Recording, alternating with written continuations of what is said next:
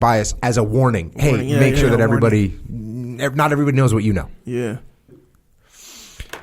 Continue on. It is essential for Marines to understand the role a person's orientation plays in the choices they make and how this relates to the actions they take in the world.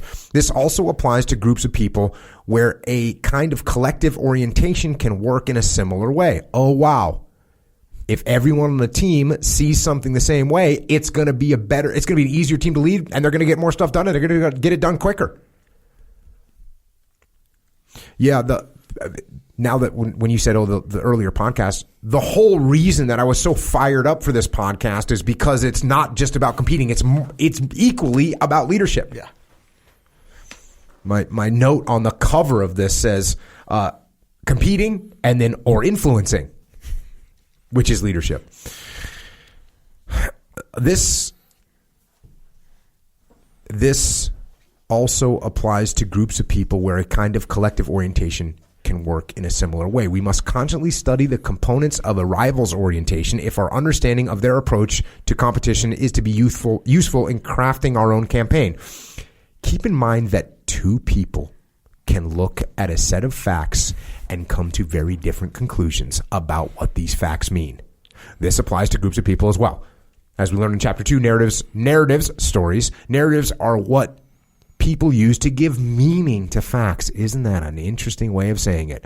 A narrative in this sense is the story that explains how the world works. This narrative or story is constructed from the components, language, culture, experience, found in orientation. Thus, people make sense of the world based on their orientation. And again, the podcast that Daryl and I did on this, called What Is Your Story, on the Unraveling podcast, the way that the mind works to formulate stories so that you can survive and make sense of the world. There's all these, we covered them on the podcast, but there's psychological experiments that psychologists have done that show clearly that we will connect the dots in our own head and just believe that to be the truth. We will make up a story. It's the extreme of, in leadership strategy and tactics of, hey, if you don't tell the team what's going on, they're going to make up a story. It's not going to be a good one, by the way. That's what we do. So we do it in groups. We'll fill in the blanks all day long. If you're in a SEAL platoon and you don't know where you're going, believe me, guess where you're going? You're going to Siberia for a 6-month deployment. That's what's happening. And then I got fired up with the title of this next section, Language Shapes Behavior. Isn't that interesting there? 1984, George Orwell. Which some people have commented, Echo Charles, what? That you didn't read that book in high school. No.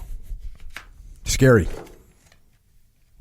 We think it's scary. I don't even know if it was because they didn't assign it or because I refused to read it after it was assigned. Refused or failed to. Okay.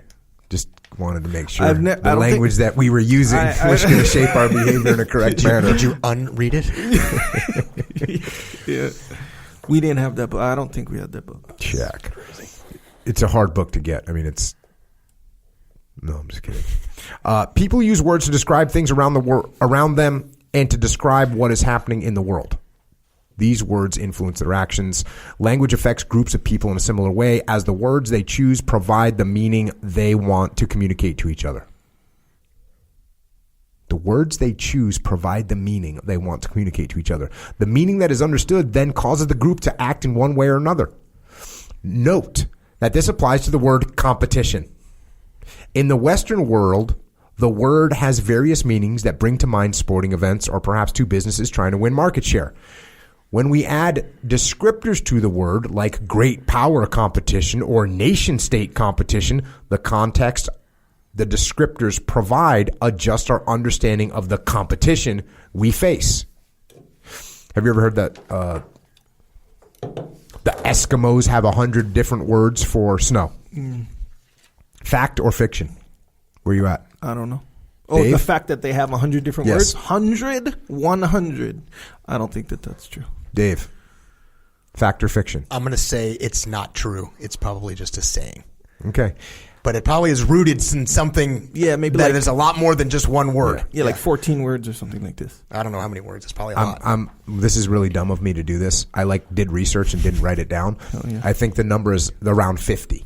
There's around 50 words, but it's words for like frost versus snow on the ground versus snow in the air versus hard packed snow versus soft powdery snow. They do have different words. Yeah, makes sense. Yeah, I remember I was telling you in Hawaiian there's different words for water. It's for that exact same reason. There's ocean water, there's river water, there's the rain. It's different words. Yeah, and those are really actually very different things. Yep. I mean, let's face it. Those are really different things. Why don't we have? Well, I guess we have true. the descriptor: ocean water, river water, lake water. Yeah, but why some things need the descriptor and one things kind of need a whole different word? What's the differentiator really? I don't know. It's a mystery. Hey, look, if you're gonna be like, if you're gonna be like, hey, rainwater, river water, lake water, waterfall, ocean water, wave, these are all things that have water in them. Right. Why not just go deeper? Go oxygen. There's oxygen in all these other things. I was trying to think of an example of like, well, what words actually are like that? Here's one: road. Sure. We have a road. Totally. We have a highway. We have an exit. Yeah. We have what? Okay, that's 3 words. Well, then there's street. Street. Okay, street. good. Yes, thank you. There's a bunch more, and the connection to it is like you're asking, like I think it's about perspective and the orientation of it. Oh, by the way, like I was thinking of when you said snow, I was like, well, is it a dusting? Or is it like a dumping? Like the perspective of that actually really matters. Like what would you go do and what road? I don't know. Is it a like unpaved single lane, dirt hardball? Yeah. That's right. Hey, and if you're going to go on one of those crazy hikes, is it like what kind of road is it? Yeah. And that's the word you describe is going to matter a lot based on your perspective on that. Yeah. Huh. Mysteries. We're never going to get through this. I'm saying, where's the line? Where do you draw the line? But yeah, you're right.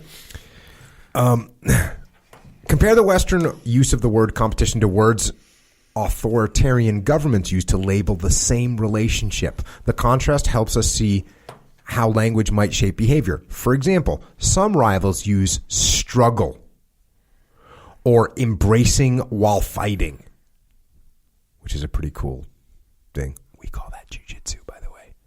Embracing while fighting, to name what we know as competition. To most Marines, hearing something described as struggle or fighting would shape an initial reaction quite a bit different than if we had heard it described as competition, because of the mental shortcuts built into how we learn to use the words and what our experience tells us those words typically mean. This should alert us that we need to employ critical thinking when considering the language our competitors use. It can and does cause them to approach the situation from a different perspective, which leads them to consider using different tools than we might choose. That's just it. If you don't think through that right there, you're just going to fall short. If you don't think about how your competitor, or wait, more important, what is your subordinate? What words are they choosing? Wait, I'm in charge of this? Oh, I'm in charge. Hey, Echo, I want you to take charge of this. And then I hear Echo in the locker room going, yeah, Jocko tasked me with. Right. Oh, you see, as opposed to like, yeah, I'm going to be running this now. Oh. Yeah. We're saying the exact same thing, totally different meaning. Yeah. One Echo is happy about, hey, I'm going to be running this now. And one is, hey, Jocko tasked me with doing this. Of course, I'm throwing some tone on there, I guess. Yeah, but that's true, though. Like, if you tell me, hey, you're in charge of mowing the lawn. Mm-hmm. I'm like, okay, I take some responsibility. That's the feeling, But if you be like, hey, you got to go do some chores, and one of them is going, that's your problem. How about that? Mowing the lawn, that's your problem now. Kind of like, I don't want to do it. Yep. You're going to do it. Both situations, I got to do it. Same deal, man. Mm-hmm. Different attitude, though. Different approaches. If I understand the approach, if I understand that the words that I use, or when I ask you about it, and I understand that those words reveal the situation clearer for me as a leader to make decisions, that's a powerful thing. Mm-hmm. And of course, it applies to our competition as well. The words people pick to describe things can also reveal biases or tendencies, which is what I just said, and these things can be exploited. Our competitors across the globe recognize Western society's tendency to think of themselves as either in a condition of at peace or at war. This is a significant contrast from Mao Zedong's politics is war without bloodshed, while war is politics with bloodshed. Mao chose the word war. He chose the word war to describe the enduring relationship between political actors, and in essence said that while the relationship is violent some of the time, it's always at a state of war. Marines must consider how using words like these differs from how the United States describes it, and the corresponding impact these differences might have on the ways and means a rival might use in competition.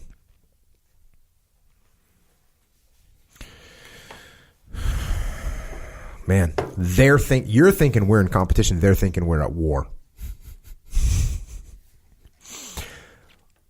The culture of a group can be defined as the group's accumulated shared learning of how to solve internal and external problems. This is culture, by the way, I missed that. The title of this is culture. The culture of a group can be defined as the group's accumulated shared learning of how to solve internal and external problems. The group then determines that this shared learning is valid, so the new members learn it as the correct way to perceive, think, feel, and behave. That's what culture is. New members come on, and that culture is going to tell them how to perceive things, how to think, how to feel, and how to behave. The group then starts to take this accumulated learning for granted as a system of beliefs, values, and behavioral norms. This is culture. This is what you're trying to build inside your company. This is what you're trying to build inside your team. This is what you're trying to build inside your platoon. When this happens, the system turns into basic assumptions and eventually drops out of conscious awareness. You want that culture so ingrained that people aren't even thinking about it. What's the deal, Dave? What's the deal with Marines wearing flip-flops on base? Is that legal or illegal? Illegal. So, being that when I was, when I was in the derbs, and I would go to MCRD, right? Yeah. And I would have like a short haircut, and I would be dressed, just whatever. And I, surf shorts, t-shirt, flip-flops. Mm-hmm. And sometimes, occasionally, I would get a second look. Oh, yeah. Like, whoa. You could see, and I never actually had anybody say anything to me. I never had somebody cross over and say, "Hey, Marine." And maybe it's because by this point, I never really went to MCRD a lot until I was a little older. If I would have been younger, I probably would have gotten called out. Definitely. Okay, that's good to know. So that's culture, right? Yeah. I mean, so that's the culture in the Marine Corps. You don't wear flip-flops with civilian clothes. Certainly not on base. I mean, I remember one of my first overseas deployments where my wife actually came and spent a little time with me, which is kind of uncommon. It was a Japan deployment, so, not obviously a combat deployment, but she came out and spent a little time, and just up the road was the 7-day store, which is like on every Marine base. You can get like, sodas or whatever, and you can rent videos or and there she was in there getting something, and 2 young Marines walked in, and there was like a Marine gunnery sergeant just standing there on a Saturday afternoon, not doing anything, but at the front door, and every Marine that showed up with flip-flops, he made him leave. And it was like a 3/4 mile walk. Getting up there was a total bummer. It was like they don't have vehicles. They're young kids. They're 18 years old. And just the looks on those young Marines' faces, just the dejected look. And she came back and she's like, "What is the deal?" I'm like, "Marines don't wear flip-flops on base." That's the deal. But that's the that's the culture. That's the culture. That is the culture. And you can argue all day long about, hey, is this a big deal or is it not a big deal? There's an argument that says like, dude, is it a big deal? You can make that argument. And then the other argument is, what is more important than the culture in the Marine Corps? Mm-hmm. So I, of course, was like, the Marines don't wear flip-flops on base. Like I don't. What else is there for me to say? Yeah, exactly. Marines don't wear flip-flops. Thank you. Period. Next question. Beer now. Yeah. But yeah, that's a thing. That's absolutely a thing. Yeah, and that's like the perfect culture, right? That's the perfect. Exactly why I asked you that question. Because what is more important than the culture of the Marine Corps? Marines don't wear flip-flops. Period. End of story. There's a level of professionalism that is we don't go below. That's right. And I just used the word "we" to describe the Marine Corps. Culture is similar to a computer's operating system. It is the basic rule set about how the computer works, but it operates in the background.